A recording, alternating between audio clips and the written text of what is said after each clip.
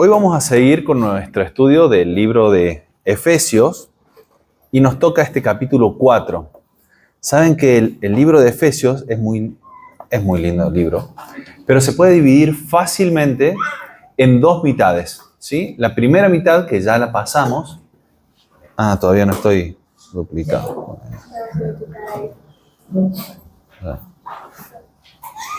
Vamos a poner la pantalla.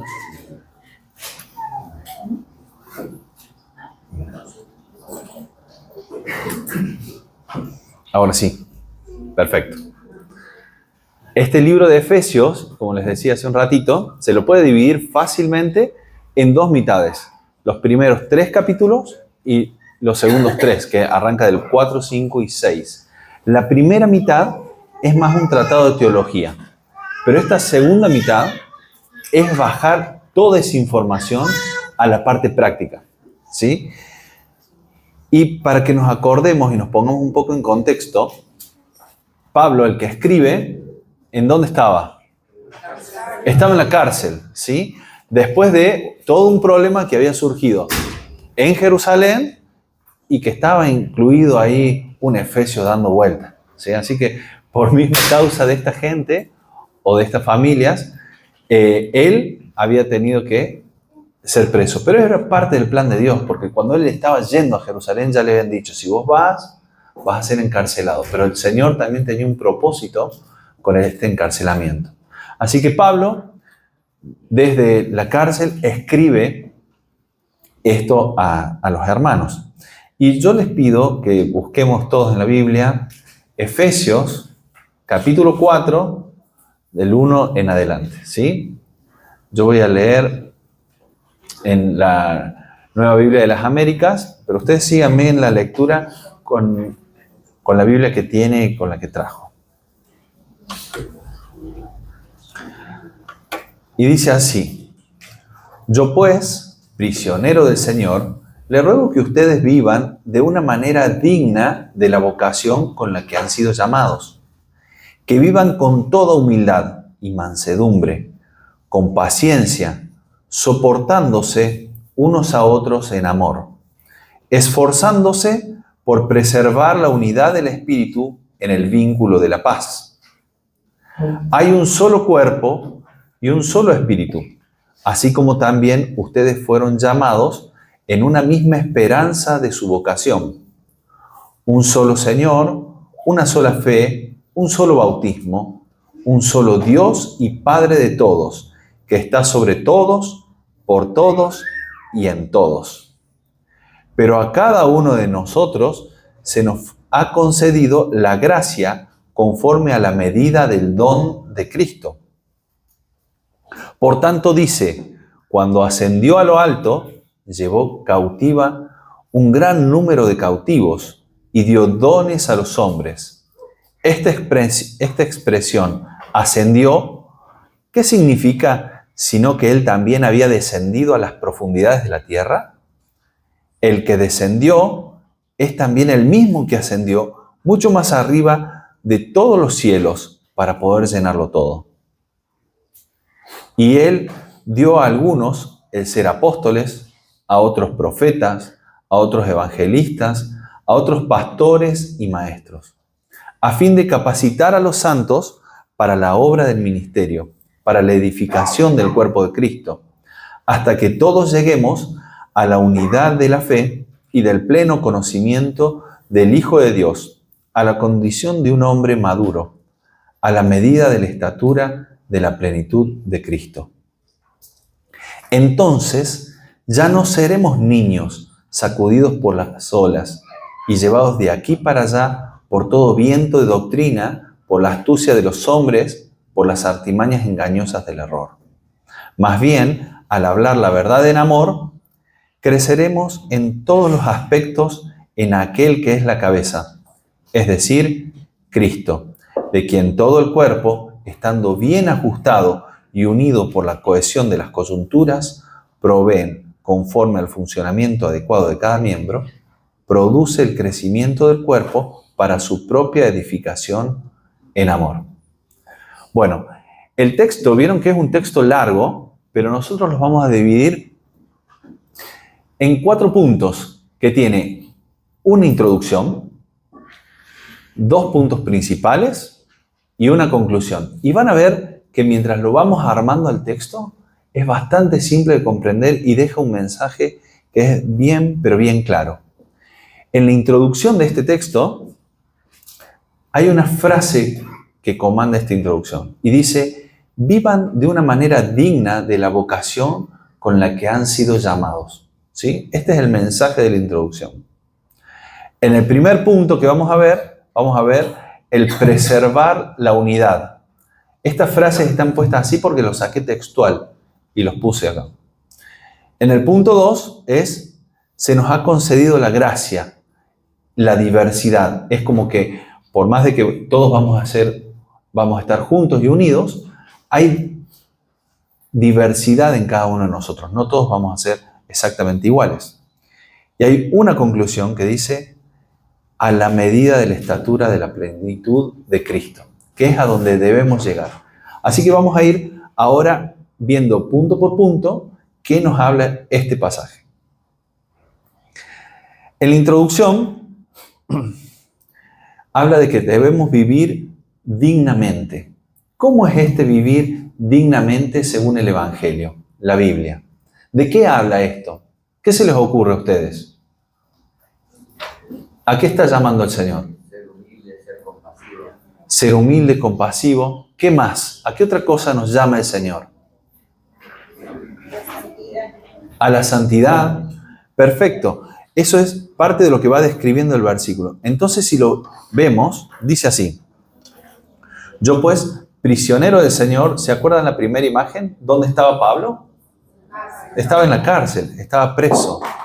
Dice: les ruego a ustedes que vivan de una manera digna de la vocación con la que han sido llamados. Esta manera digna, acá hay un pequeño asterisco que nos lleva a un montón de versículos bíblicos donde el mismo Pablo le va diciendo a otras iglesias lo mismo. Vieron que por ahí, bueno, yo por mi profesión soy médico, mi esposa igual, pero uno es como que se pone un chip y va dando las indicaciones, y cuando da indicaciones es muy probable que dé las mismas indicaciones a distintas personas. No sé si les ha pasado a cada uno en su área, pero es como que ya estás chipeado y decís, pones play y decís, bueno, no me tengo que olvidar de todos estos puntos, A, B, C, D, todo esto. Pablo hace lo mismo. Pablo, cuando le está hablando a las distintas iglesias, les hace el mismo llamado. Este mismo llamado que le está haciendo a los Efesios se lo hace en 1 Corintios, se lo hace en Filipenses, se lo hace en Tesalonicenses. ¿Pero por qué? Porque es parte de lo que él no se tiene que olvidar de decirle a todos. A ver, muchachos, está todo bien, pero acuérdense de vivir de una manera digna del llamado. Tienen que vivir así. ¿Y cómo es esa manera de vivir? Fíjense que acá mencionan: ustedes vivan. Y después lo vuelve a decir: vivan. ¿Cómo vivan? Con toda humildad, mansedumbre, con paciencia, soportándose. Esta palabra a mí me llama la atención. Soportándose unos a otros. Es que hay veces en que hay que soportarnos. A veces es fácil, a veces es llevadero, pero a veces nos tenemos que soportar. Es como que tenemos que en algún punto disociar la emoción con la obediencia. Vos querés ahorcarlo, pero tenés que soportarlo. En amor. Y fíjense cómo sigue el 3. Dice: esforzándose. Estas dos palabras van como juntas. Soportando y esforzándose por preservar la unidad en el Espíritu. La unidad del Espíritu. Es como... bueno, sí, el Espíritu Santo está entre nosotros, está en medio, pero a veces cuando hay rispideces, vamos a tener que soportarnos y vamos a tener que esforzarnos por mantener esa unidad. ¿Sí? Entonces, bueno, hoy justo el hermano no está porque está enfermo, pero me hubiese gustado mucho que vea estas imágenes. Tenemos una información. La Biblia nos dice: vivan de una manera digna de la vocación con la que han sido llamados. Tenemos una información. Si esta información no baja al corazón, no se traduce en una acción. ¿Sí? ¿Vamos con eso de nuevo? Si la información no baja al corazón, no se puede traducir en una acción. Entonces, ¿cómo es vivir de una manera digna de la vocación? Vamos a ver cómo sería esto en el corazón. Y yo quiero ahora que dejemos esto pinchado acá arriba. Queda la información y les voy a contar una historia. Una historia que está en la Biblia, en Lucas 24, del 13 al 32, y que es cuando unos discípulos van en el camino de Emaús. ¿Qué está pasando acá? Los pongo en contexto. Jerusalén de hace 2000 años atrás. Jesús, de una forma injusta, es crucificado en la cruz y los discípulos están desahuciados. Yo necesito que nos pongamos en ese contexto, que lleguemos hasta ahí. Ellos están desahuciados y se están yendo de Jerusalén a Emaús, que son unos kilómetros, no son tantos kilómetros, eran unos 18 o 20 kilómetros. Me imagino el camino por el que ellos transitan. Un camino muy probablemente de tierra, con piedras en el camino, y me los imagino así. Hombros para adelante, mirando al piso, si hay una piedra la patean, y van caminando tristes y desilusionados porque ellos esperaban otra cosa. ¿Sí? Entonces pasa lo siguiente. Perdón. Dice así: aquel mismo día, los dos discípulos,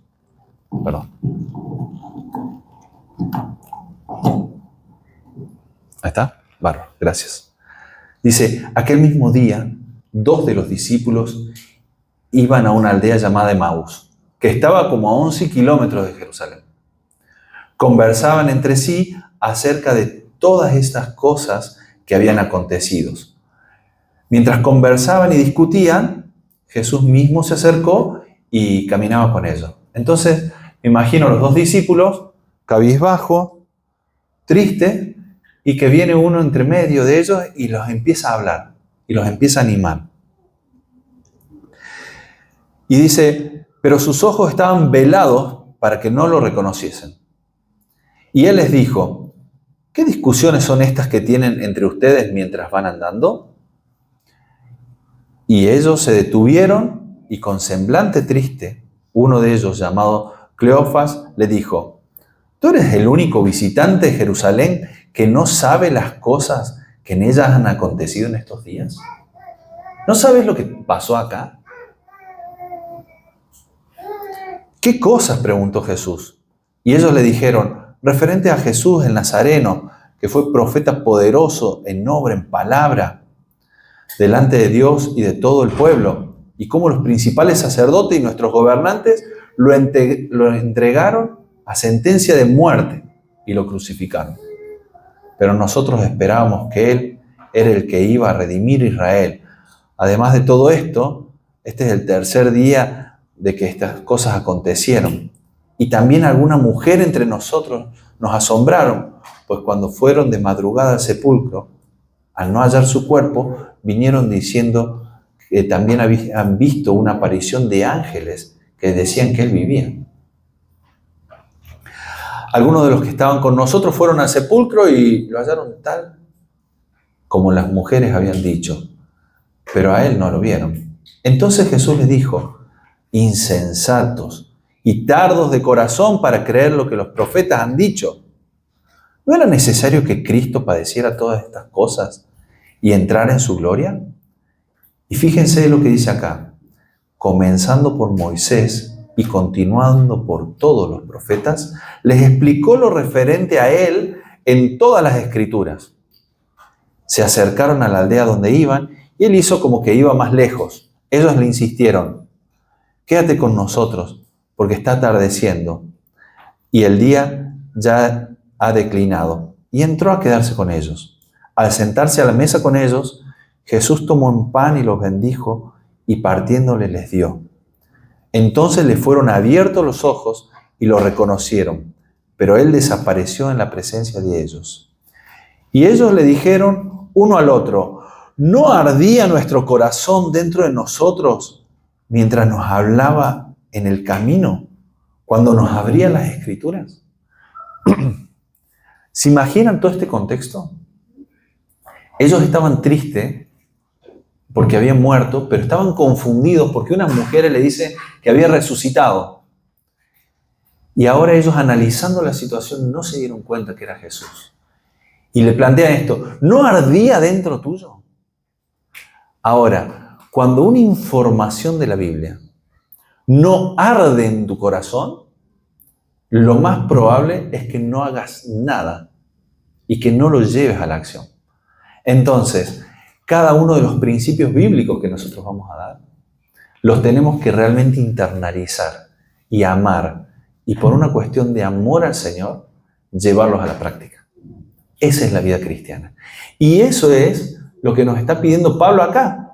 Dice: vivan de una manera digna de la vocación con la que han sido llamados. Por eso en nuestro corazón es cuando el Señor nos llama a vivir de esa forma digna. ¿No arde tu corazón? Y ahí sí podemos ver la acción.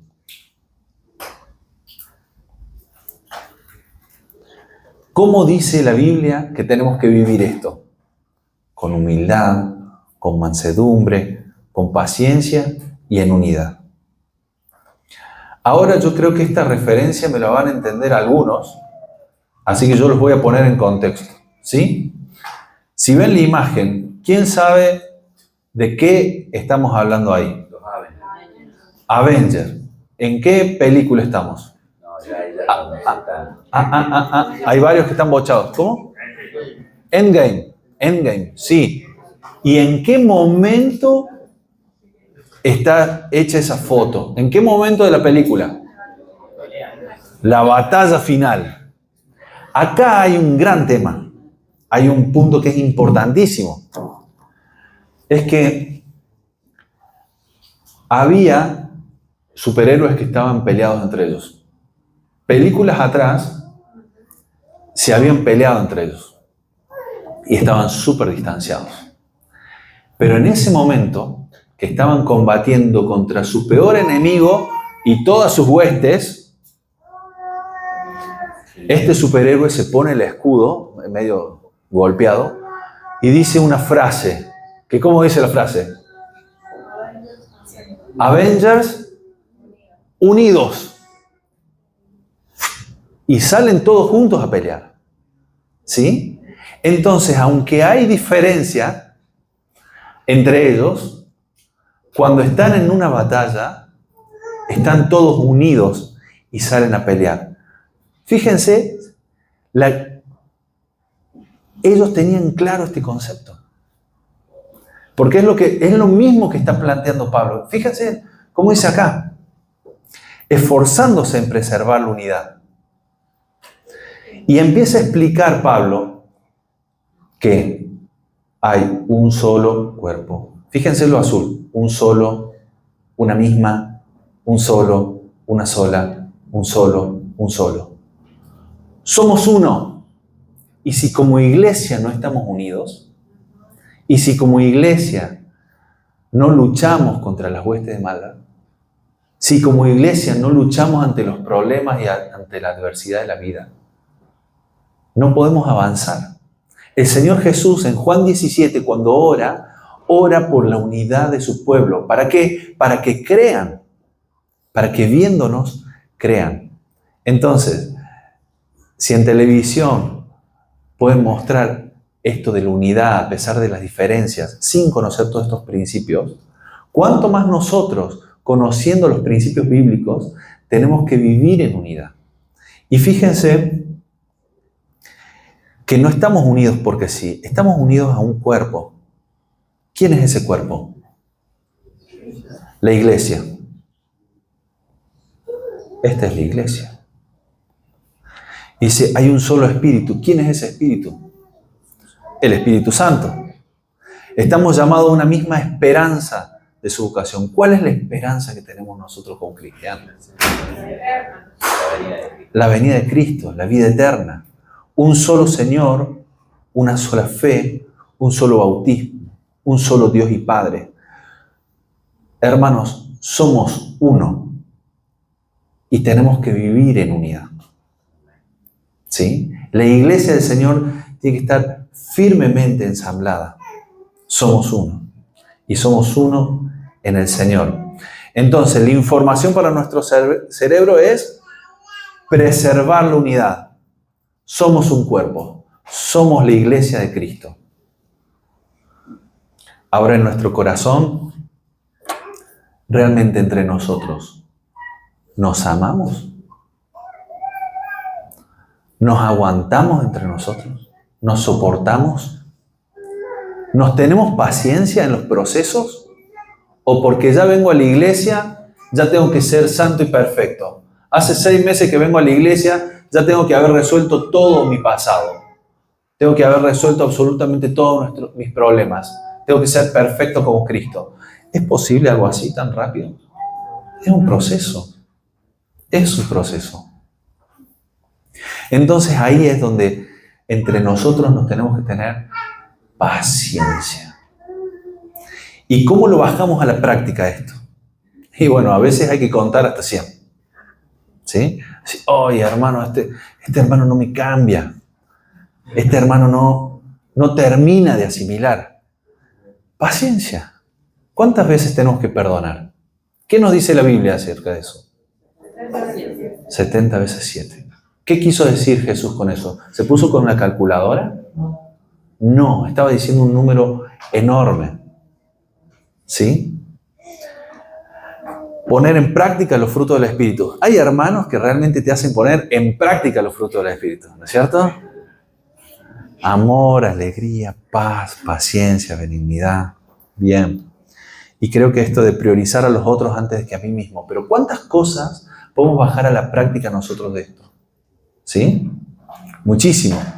Ahora, sabemos que estamos en unidad con este punto 1 y vamos a ir a un punto 2, que es la diversidad. Fíjense qué lindo el gráfico. Dice, somos diferentes, pero juntos encajamos. ¿Sí? Esto podría ser quizá un logo para algo de parejas o para distintas cosas, pero en realidad este lo encontré en el Día Mundial de la Concientización del Autismo, ¿sí? En que podemos ser distintos, pero podemos estar juntos. Y en la iglesia pasa algo muy parecido. Fíjense cómo arranca acá. Y lo tengo en verde porque este pero nos cambia lo que venimos hablando.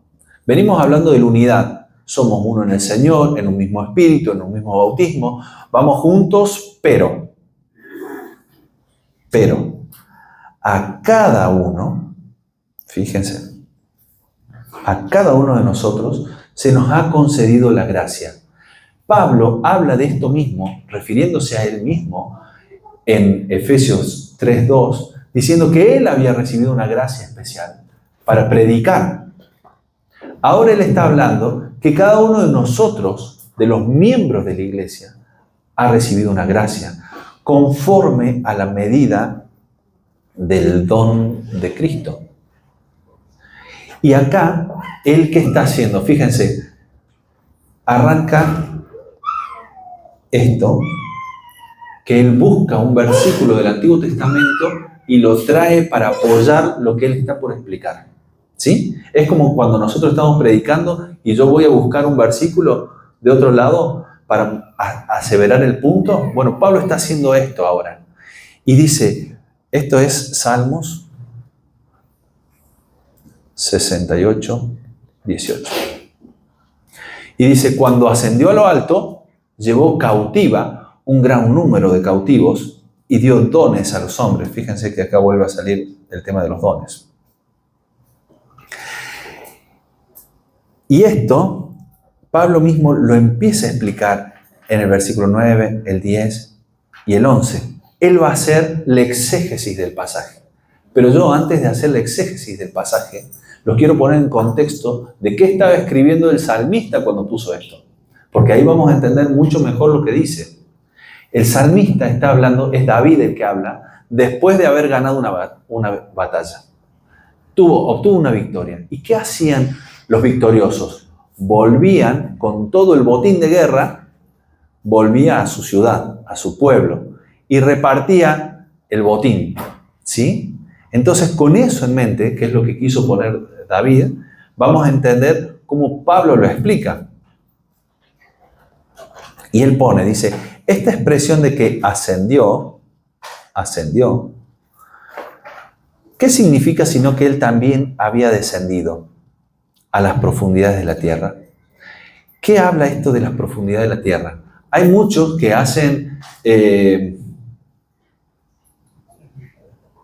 profundizan demasiado en el tema, pero la Biblia explica esto de las profundidades de la tierra. Menciona profundidades de la tierra cuando alguien muere, por ejemplo.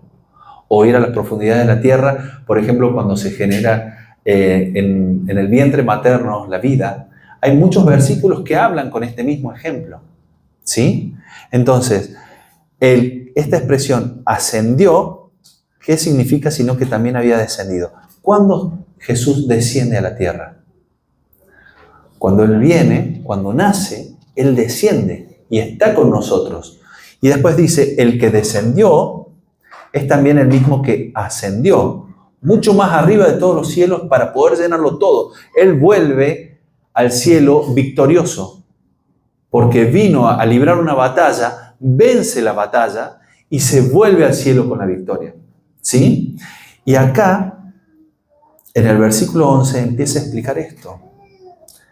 Reparte el botín y dio a algunos el ser apóstoles y dio a otros el ser profetas y a otros evangelistas y a otros pastores y maestros. Nosotros acá en la escuela bíblica tuvimos la explicación que me encantó cómo lo manejó el Edu y cómo nos llevó versículo tras versículo a explicar todo este pasaje. De que estos apóstoles y profetas son los que habían puesto el cimiento de la iglesia.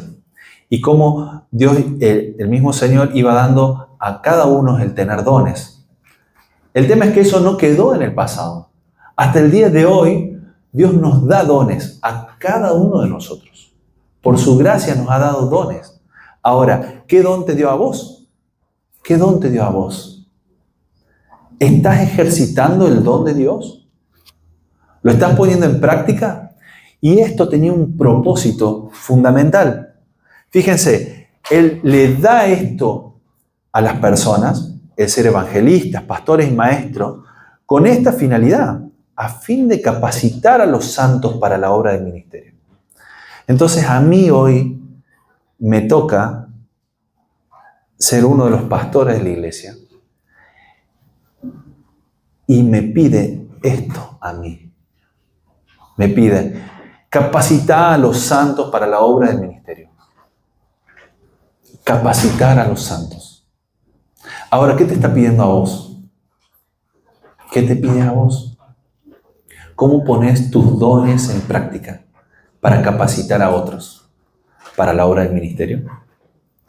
Y fíjense cómo sigue. Para la edificación del cuerpo de Cristo. Esto, si es importante para algo, es para el desarrollo de la iglesia, en todo lugar, en todo tiempo, para que la iglesia crezca. No hace falta necesariamente que sea en número, sino en que nos parezcamos más a Cristo. Fíjense porque esto es a dónde va. Dice, hasta que todos lleguemos a la unidad de la fe, al pleno conocimiento del Hijo de Dios, a la condición de un hombre maduro, a la medida, esto es lo más importante, a la medida de la estatura de la plenitud de Cristo. Entonces, tuvimos una introducción que nos dijo, vivan de una forma digna del Evangelio. Vivan de una forma digna del llamamiento. ¿Y cómo era vivir eso? Juntos, como iglesia. Ahora, ¿qué nos está diciendo esta segunda parte? El punto 2 es que vamos a tener diversidad. Pero en esa diversidad es como un cuerpo. Si vemos el cuerpo humano, cada célula del cuerpo humano, hay células que van a tener la misma función, pero hay células que tienen distinta función. ¿Sí? Yo acá voy a hacer un paréntesis y le voy a decir que para mí los misioneros son glóbulos rojos. Son glóbulos rojos porque van de un lado a otro del cuerpo de Cristo en todo el mundo, dando oxígeno, dando del Espíritu Santo, llevando de un lugar a otro. Pero más allá de eso, que es una analogía, no es nada sacado de acá, es una analogía nada más. ¿Qué hago yo? Cada uno de nosotros somos parte del cuerpo de Cristo. Y cada célula tiene que funcionar bien. Es importante que vos funciones bien. Es importante que vos funciones bien. Es importante que vos funciones bien. Y que representes a Cristo, porque somos todos la iglesia. Pero no todos vamos a hacer exactamente la misma función. Entonces, ¿hasta cuándo tenemos que crecer? Hasta la medida de la estatura de la plenitud de Cristo. Y yo siempre me siento así, como la imagen. ¿Sí? Es difícil llegar hasta la estatura de Cristo, pero sí cada día tenemos que ir creciendo en parecernos más a Él. La vida cristiana es eso. Es parecernos cada día un poco más a Jesús. Entonces, si podemos sacar del punto 2, es que se nos dieron distintos dones. Hay diversidad en la iglesia. Información. ¿Ponemos nuestros dones al servicio de la iglesia? ¿Estás poniendo tu don al servicio de la iglesia? ¿Estás edificando a otros? Y acá algunas ideas para hacer. Algo práctico. Predicar. Predicar se puede hacer desde acá, pero también predicar se puede hacer en tu trabajo, con el que tenés al lado. Cuando vas a comprar pan, cuando vas a la verdulería, en cualquier lugar se puede predicar. Acompaña a otro. Consola a tu hermano. Escúchalo. Visita a alguien. Una pregunta. ¿A quién lo han visitado de la iglesia en la casa? Bien. A varios de ustedes ya los han visitado. ¿No se siente lindo cuando te visitan? Cuando van, se sientan con vos, charlan. Es hermoso. Vos también lo podés hacer. Abrazar a alguien, suplir la necesidad. Las manos de la iglesia tienen que ser una mano abierta, amplia, que abrace, que nos asista. Si no, queda solamente en palabras. En Santiago, el libro entero dice que nosotros tenemos que vivir la palabra. Sean hacedores de la palabra. Porque de nada sirve tener toda esta información en la cabeza si a la hora de abrir la mano nos quedamos así. Abrí la mano. Bendecí a otros. Es a lo que nos llama la palabra de hoy. Y como conclusión, es el caminar a ser iguales a Jesús. Y vamos a ver por qué es importante ser iguales a Jesús. Entonces, nos dice que los distintos pastores, maestros, nos tienen que edificar para la obra del ministerio, para la edificación del cuerpo de Cristo, hasta que logremos llegar a la medida de la estatura, de la plenitud de Cristo. Y fíjense lo que marca acá, el versículo 14, un llamado de atención. Entonces no seremos como niños sacudidos por las olas. ¿Se imaginan un mar turbulento? ¿Han estado en un mar turbulento con olas fuertes? Cuando uno entra al mar turbulento con el niño en la mano, a veces viene una ola fuerte y te hace... Y uno lo tiene ahí de la mano, porque si no te lo lleva y te lo arrastra. ¿Les ha pasado esa sensación? Es muy graciosa, es linda, pero voy a decir, decir que lo tengo acá porque si no se me escapa y se me va. Por todo viento de doctrina, por astucias de hombres, por artimañas engañosas del error. ¿Quién hace esto? ¿Quién puede ser tan perverso de engañar a las personas y llevarlas al error en la vida cristiana? Tiene un nombre. ¿Cómo se llaman? Falsos maestros se llaman. Falsos maestros.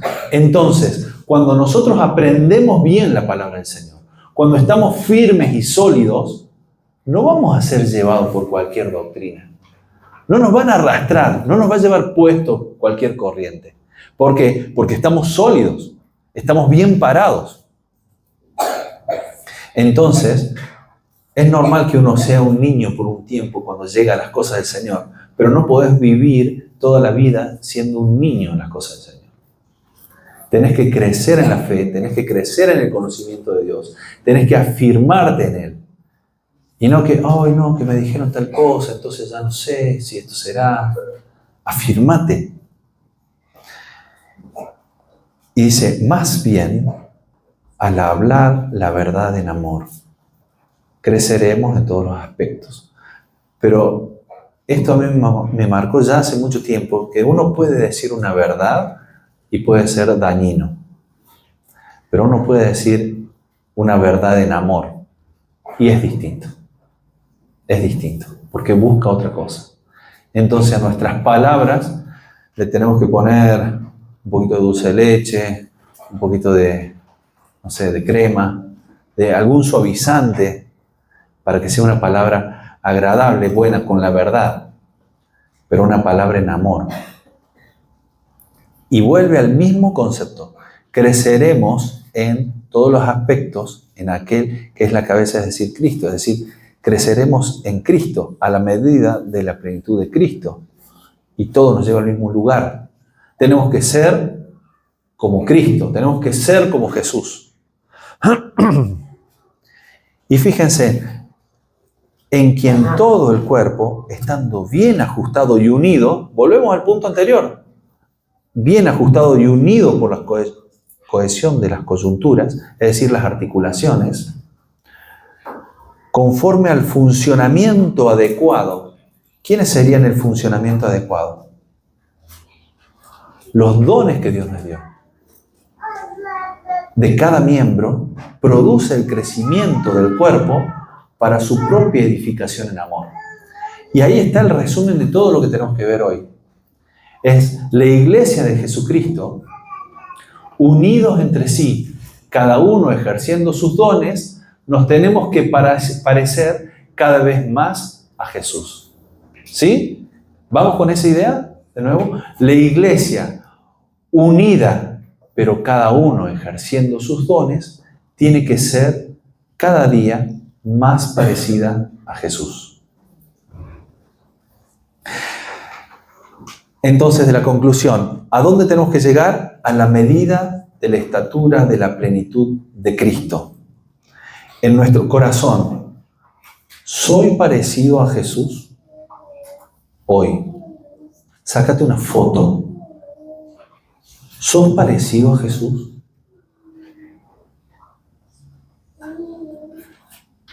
Y si no lo sos, ¿estoy en camino a ser como Jesús? ¿Estás caminando, aunque sea así hoy?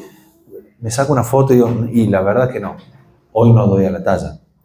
Pero por lo menos, ¿te estás acercando un poco? ¿Estás caminando cada día en ser más parecido al Señor? Creo que una forma práctica es que nos preguntemos cada vez que hacemos algo, es ¿qué haría Jesús en esto? En este caso, en esto que estoy viviendo yo hoy, ¿qué haría el Señor? ¿Qué haría el Señor? ¿Cómo obraría Él? Y para ya terminar, es un ejemplo con algunas de las imágenes que hemos visto de estar unidos, aunque cada uno con una función diferente, para ser cada día más parecidos al Señor. ¿Oramos? Señor Jesús, te damos gracias por tu palabra, porque es clara, Señor, porque nos reta y nos llama a vivir una vida que te agrade. Señor, a veces es muy difícil, a veces no nos sale bien. Pecamos, Señor, nos equivocamos tantas veces. Y te quiero pedir perdón en esta mañana por todas las veces que he pecado, Señor, por todas las veces que fallé. Pero te pido, Señor, porque tu palabra me pide que yo sea como el Señor Jesús. Ayúdame a ser más parecido a Jesús. Ayúdame a ser más parecido al Señor. Gracias, Señor, porque hoy nos das la información para nuestro cerebro de cómo hacerlo. Pero necesitamos que eso baje a nuestro corazón, Señor. Que tú nos impactes el alma que impactes nuestro corazón, nuestra emoción, nuestro sentimiento, que nos impactes profundamente, Señor, para que podamos llevar esto a la acción. Ayúdanos a ser hijos tuyos que muestran la luz de Cristo en todos los lugares donde vamos, Señor. Ayúdanos a ser parecidos a Jesús.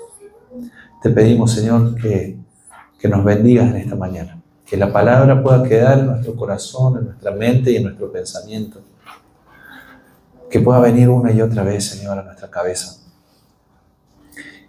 y que pueda decantar a una vida que te agrade, Señor, a una vida que te represente. Ayúdanos a caminar así, Señor.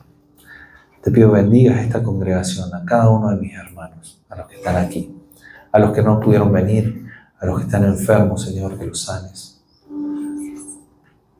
Nos ponemos en tus manos y te agradecemos por tu palabra. En el nombre de Jesús, amén.